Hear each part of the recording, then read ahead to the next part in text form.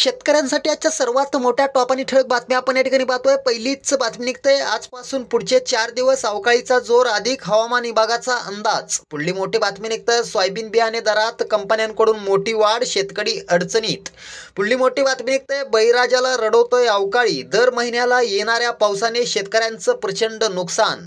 पुढली मोठी बातमी निघते, अवकाळी पावसाने नुकसान झालेल्या शेतीचे तातडीनं पंचनामे करा, मुख्यमंत्री शिंदे यांची माहिती।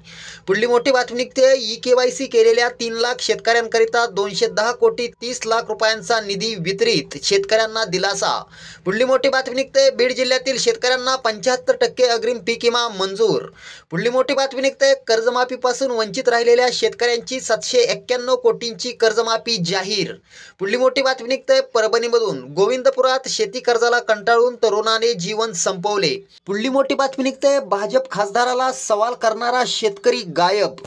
पुढली मोठी बातमी निघते, अवकाळी पावसाचा तडाखा, भंडारा आणि अकोला जिल्ह्यातील शेती पिकांचं नुकसान। शेतकऱ्यांसाठी या होत्या सर्वात मोठ्या टॉप आणि ठळक बातम्या। धन्यवाद।